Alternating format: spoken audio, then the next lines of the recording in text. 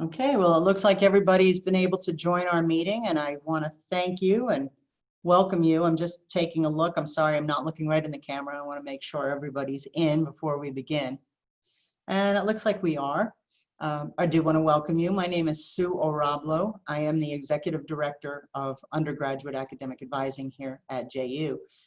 Very happy to have you guys here because parents are so integral in this transitional handoff from your students from high school and your home to our home and our personnel. So I appreciate your interest in learning more about advising and how you can support your student. I do get calls from parents, and I know you guys are, it's an anxious time, it's a new time. I mean, it always is an anxious time sending somebody off to school, but especially now with the way we have to accommodate a little bit to keep us all safe.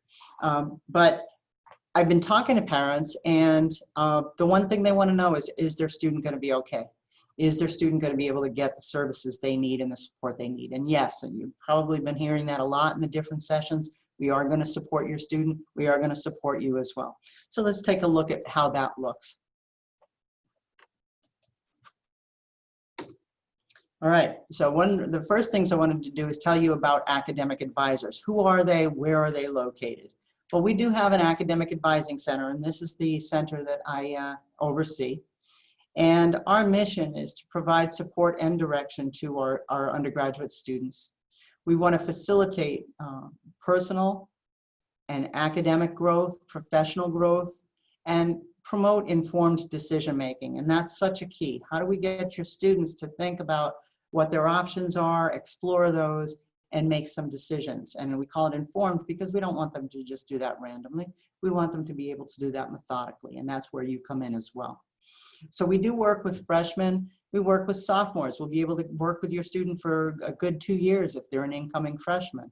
And we also work with first semester transfer students. We assign our advisors by major. So that's nice to know that that person has a little bit of expertise in that particular discipline. So for instance, business students will all see one advisor. But we don't limit it to that. If they want to see another advisor is more convenient, that's fine too. We just want to encourage that relationship building. If your student is not quite sure what major they want to pursue, we do have a dedicated advisor just for that population to try to help that student make the decision as to what major appeals to them. Here's our team, and I believe they are online or they will be joining us.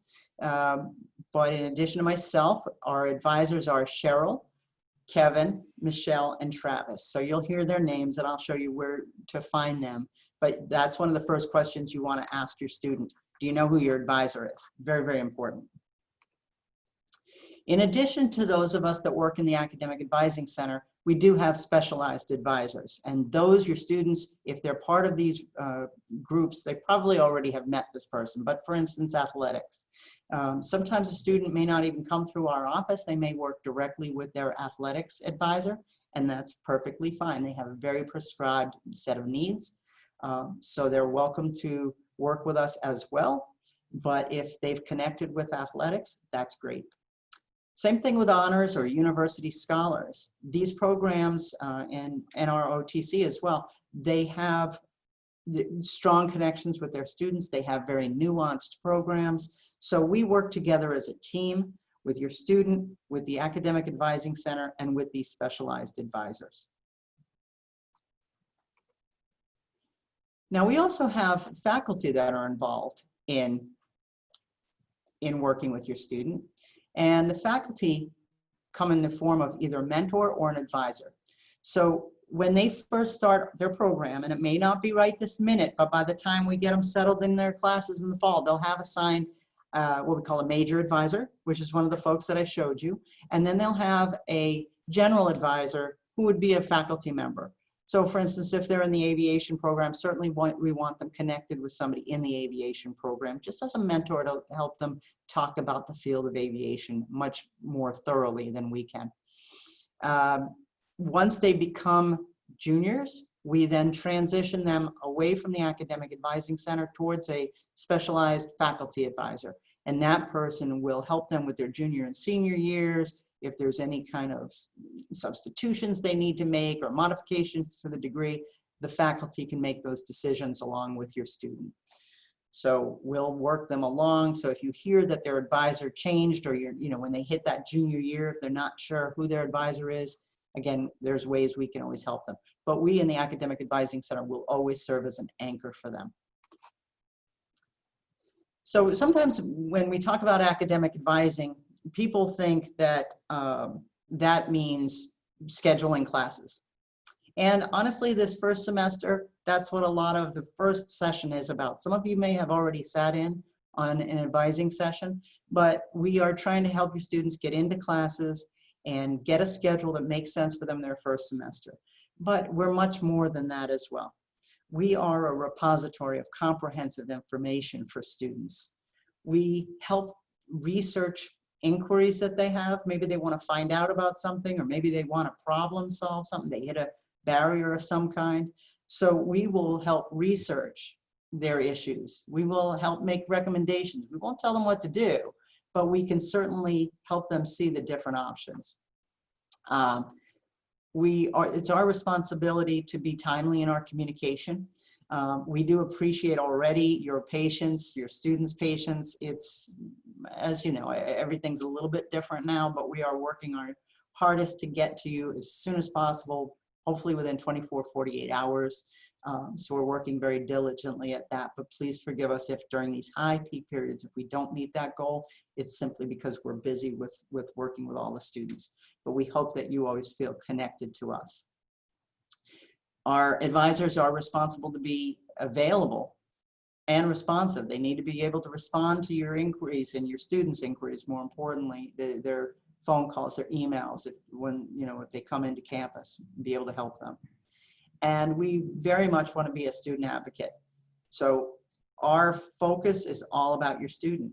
And so we want to make sure that whatever that your student does, that we're guiding them along that way and advocating for them as they go through the system. So what's your student's responsibility? This is where we need your help. This is where those questions back from you to your student can ask, do you know where these tools are? Do you know how to find things? Do you know what your choices are?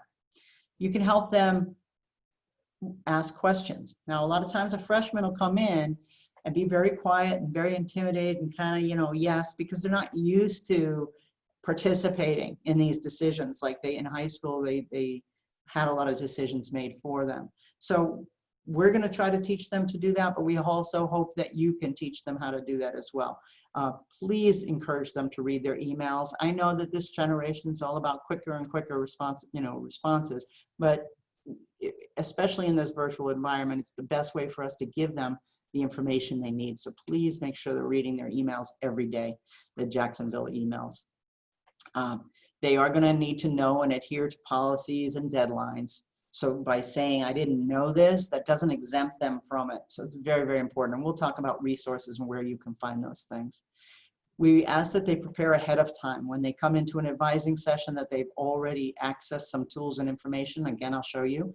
And that they're responsible for monitoring their own academic progress. Again, let's say they take a course that requires a C minimum and they don't get a C in it. It's their responsibility to understand that that won't satisfy a requirement and that they'll need to repeat it. So those are some of the things that you can help kind of reinforce on your end. So we're going to be partners. There's you, there's us advisors, there's the faculty mentors, and we're all trying to support your student. So what can you do? Well, you're at a point now where you have cared and protected for your student their whole life, and you will continue to do that, obviously. But now it changes a little bit because they're either going to be physically away from you, emotionally, intellectually. There's change and growth right now. So all of a sudden, the student is considered an adult, and that can be hard for you and it can be hard for the student. All of a sudden, we expect them to be able to make decisions and act as an adult when maybe they've never had an opportunity to really try that out. Of course, I'm making generalizations. Everybody's different. What you can do is understand our world and that world that your student's engaging in, And you can also provide the resources and guidance that will help them succeed. So those are the two things that would be very helpful on your end. So let's take a look at some tools and resources, and I'll show you how to find them real quick. And I recommend making bookmarks. We're going to go through these same issues, same resources, excuse me, tomorrow with your students. So if your student is going to the advising session tomorrow, they will get this information. Okay, so what you guys should do is sit down and develop your knowledge base together. Become familiar with the academic planning resources, develop a list of questions, help your student prepare for that advising appointment, and I would encourage asking open-ended questions to gain insight. Just as we try not to ask your student a yes/no question, we encourage them not to either, because it's too easy to just say, you know, oh, is it too late to withdraw from this course? Nope, you've got until Friday. Well, that's the answer, but it's not advising. And my team knows that. My team will delve further with your student, but make sure that your student is asking a broader question. What are the implications of me withdrawing? If I withdraw from this course, will it impact my next semester's schedule? Things like that. So encourage them to ask questions. And these are some examples of questions that they might develop. For instance, we talk about a degree audit, and your student might go, okay, all right, and they nod their head, but do they really know what a degree audit is? And it's okay for them not to. It's brand new. So a question from the student to the advisor might be, can you help me read it and understand it? Sometimes they're going to be a little shy and they don't want to admit they don't know how to do it. But that's where your support can come in and say, of course you don't know how to do it. This is brand new to you, and your advisor knows this. We can help them with academic planning, even though if they're full-time and they want to try to finish in 4 years, we recommend 15 credits a semester. It's not always the way everybody does it. So what makes sense for your student may be different from what makes sense for someone else. So these are the types of questions that you can help prepare your student with, and think of other questions yourself. I always encourage you to send those through your student, not contact us directly, simply for that growth and development and knowledge acquisition that's so important in this transition. So I want to show you how to navigate some of our resources, and rather than give you long URLs, I decided to just give you how I would find them if I was searching. So that's why I show you this little search icon. When you go to the JU website, up in the top right-hand corner, there's a little search magnifying glass. In that field, I've given you the keywords to type in there, and you'll get, the first link will be whatever you're looking for. So the first thing I recommend you do is go up to that search bar, type in academic advising, and the top link will be our website. So I recommend that you open that up, bookmark it. Same thing with your student, very, very important. On this website, you can identify the assigned advisor. That's common, where the student says, I don't know who my advisor is. There's a link, you'll see it right over there. Actually, it's cut off here, but it says, who is my advisor? So you'll just be able to click on that. Schedule appointments right through our website, and engage in academic planning. You'll find some tools there. So that's our broad website. You can find everything advising related on it. Another, excuse me, another valuable tool that we're going to be sharing with your student is called the curriculum guide. And these, again, go to the search bar and just type in guide sheets. And it will show you, and this again we share with your student, it's a 4-year plan, because some of the programs are highly prescribed. They've got course sequences, they've got prerequisites, and we want to make sure they're taking the right courses in the right semesters. So that's what the function of this particular document is. They will use this, especially in the beginning. Later on, they're probably going to use a different tool. But if you look at it, if you've ever been to college, it probably looks pretty familiar. It's kind of old-fashioned, but it always does the trick. Students like to be able to fill it out. They like to be able to check what semester they've taken it. So that's what this is for. We are in transition right now. If they look online right now, it will say 1920. So those are okay for now, but we will make sure to get them the 2021 guide sheets in their hands, because that's their catalog year. That's when they're starting. So fall 20 will be their catalog year, unless for some reason they started this summer. I mentioned this degree audit. Again, simply go into ju.edu and type in degree audit, and you'll find directions on what this document is and how it can be used, how it can be accessed. This audit takes the degree requirements and it matches it with the student's record. So if they take a course, it will populate in here and show the student, show you exactly how it counts towards the degree completion. It shows all the program requirements, shows remaining courses. You can see in this example here, it's kind of nice and easy. Green means it's done. Orange means it's in progress, it's being worked on. And red means it hasn't been started at all. So what we like to do is, your student's first appointment was registration, getting them scheduled.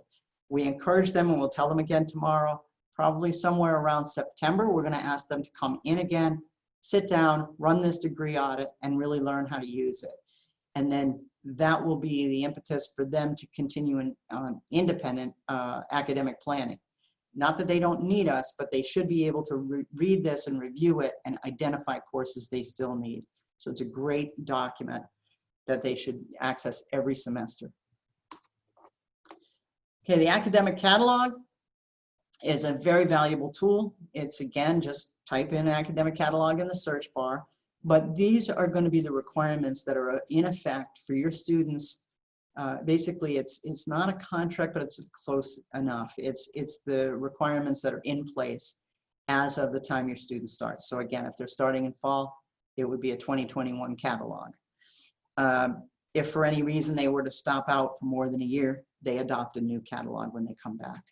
But this has all the policies and procedures in it. And I highly recommend reading that basically cover to cover, but definitely before a student makes any decisions, reading the catalog, and I'll show you another resource, but understand the implications of these decisions. And again, we will refer to these with your students, but why not go ahead and give them the edge, and you as well, as you're not sure how something might affect somebody, you can look at the catalog yourself. We also then have a handbook, and we call that the green pages. And again, just search student handbook, you'll find it. So this is the non-academic policies and procedures. This is information about student life and about code of conduct, very, very important. So you've got the academic resource and you have the student affairs resource. Those two combined are very important so that your student understands the rules of the game.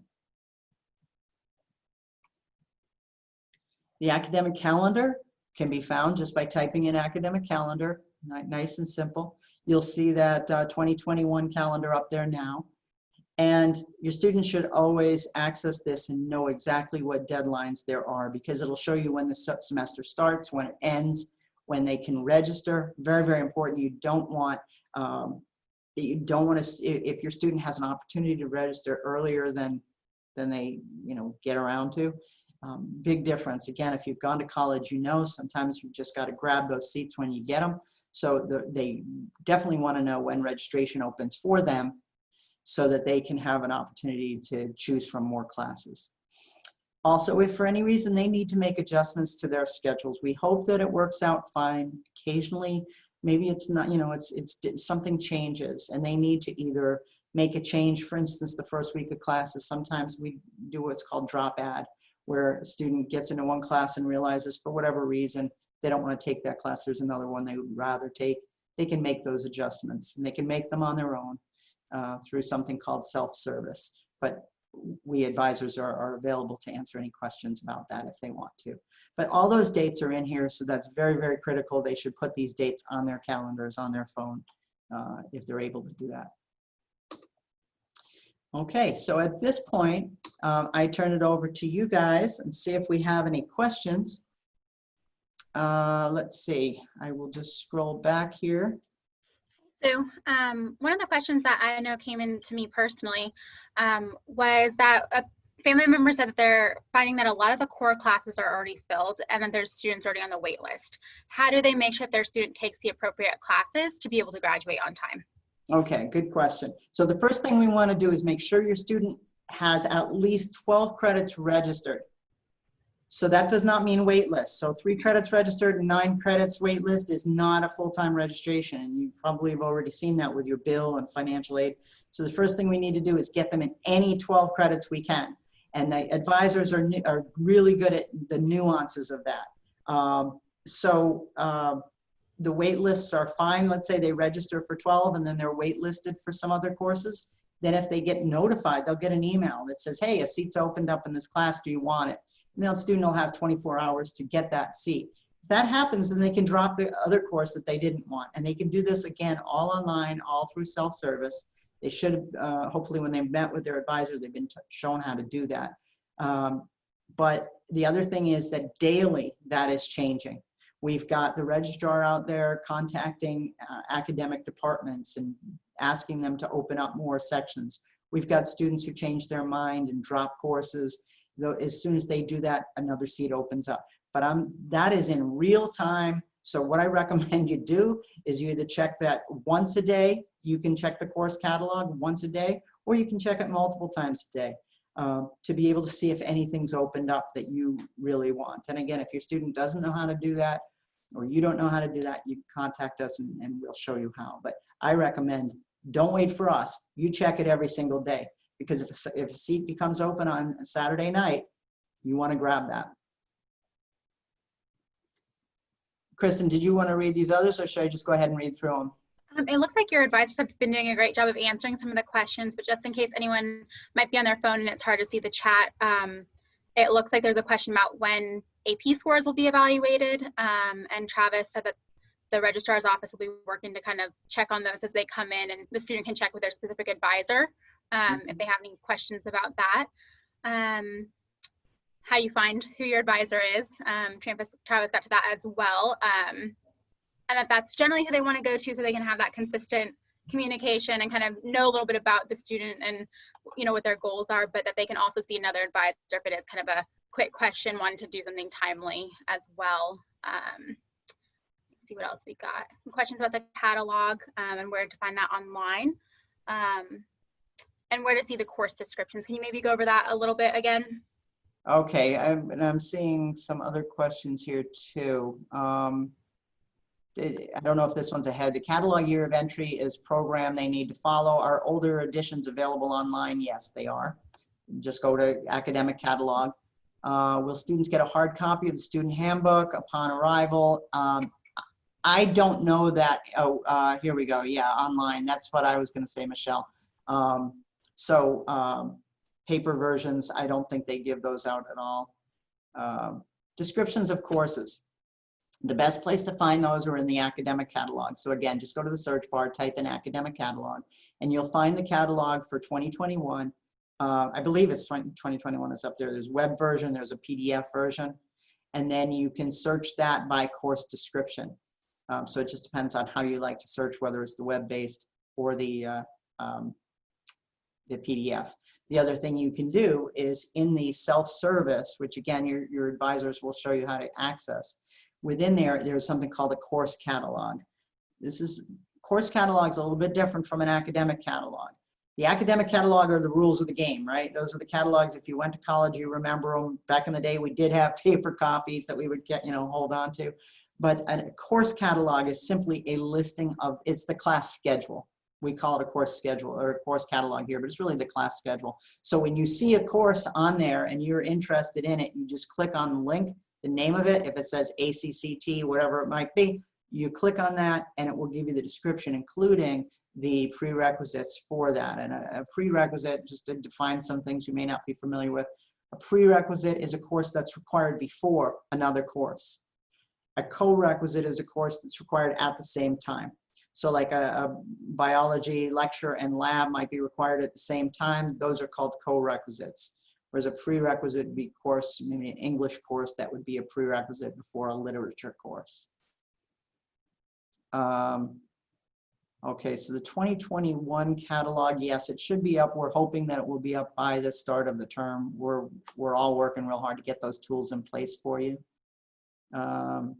Let's see, was there any other questions, Kristen or advisors? Did anybody else have any other questions I've missed? Got all the ones that I've seen on there, and like I said, the advisors did a great job answering back in some of the chats. If anyone else had any questions, feel free to put them in the chat. You've got some great panelists here to answer some of those things for you, but if not, your student can also ask questions tomorrow during their session with Sue as well.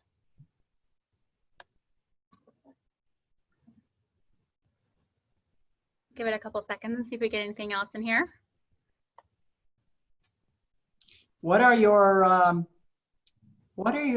the sources of your anxiety as it pertains to academic planning or advising? Are there any things that you're just worried about or that your student is worried about?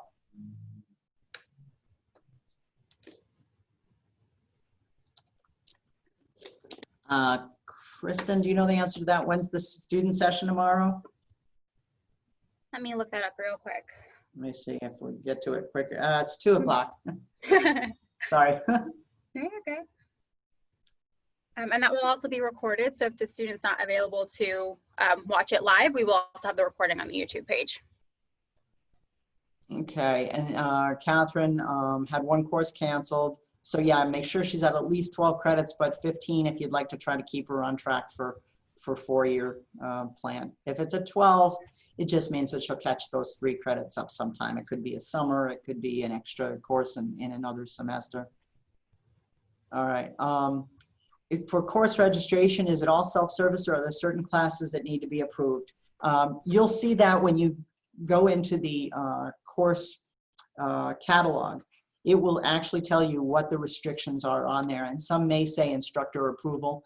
Certainly for any of the fine arts, it's based on their auditions, it's based on their performance level, their skill level, their experience. So occasionally we need to either do some assessments. Certainly with the language, we have assessments that we can do.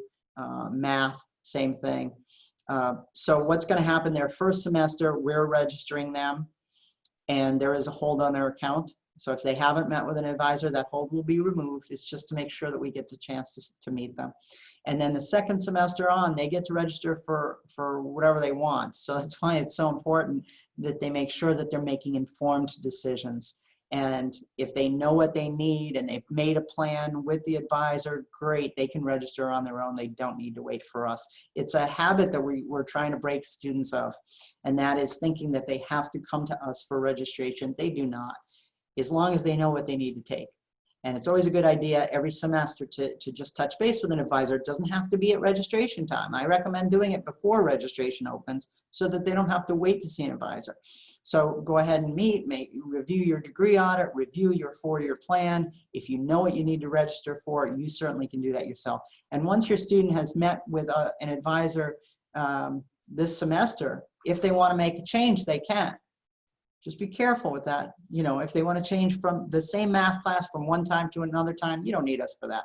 If they're able to go online, it's a very simple process.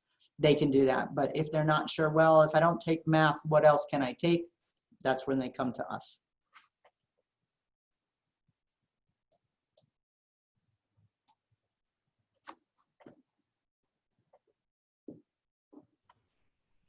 You all feeling good about advising, hopefully? Feeling like you know what tools you need to help your student find, help them get set up, make sure that they know where to find things. I get a lot of, I happen to be the one answering most of the emails in the advising@ju.edu.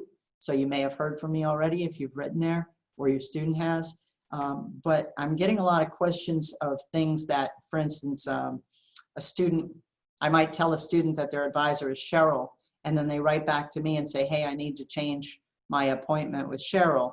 I encourage you, hey, contact Cheryl directly.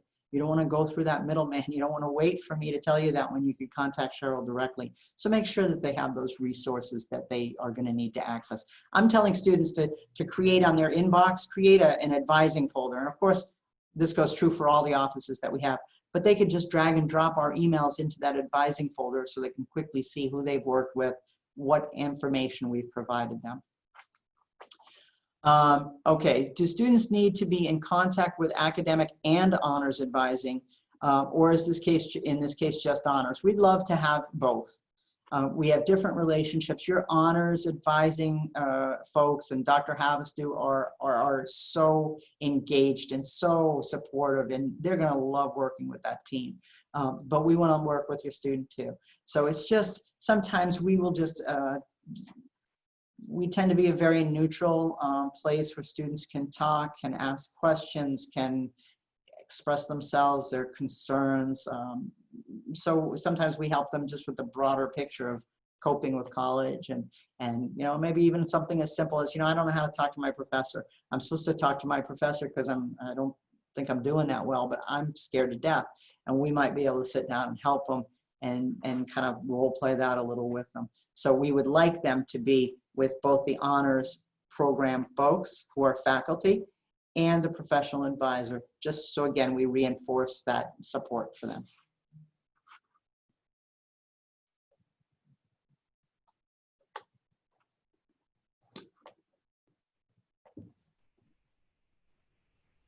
Awesome. Thank you, Sue, so much for a great presentation today with lots of information about how family members can support their students in this process, because we use them as a resource as well, because they sometimes have different communication with their students than we sometimes have, and so they can be a resource in making sure their students get all the right answers and graduate on time and all those good things as well. So if anyone else has questions, definitely reach out to Sue in the Advising Center, or have your student reach out in that sense too, to ask their questions directly to their advisors so they can get the best and most timely response. But if you have anything else, definitely feel free to reach out. Perfect. There's the email. There's the phone call for when they're back in the office as well, and where your students can find them on campus. So thank you, Sue, for being with us today. And then tomorrow, students will have their opportunity to kind of see some of the same information, but from a little bit different standpoint, and kind of how they can access some things as well. And that will be tomorrow at 2 p.m. And we'll also have the recording put up on YouTube so they can watch it afterwards. So thank you, Sue. We really appreciate it. You're welcome. Good luck, everybody. Welcome to JU. Thank you.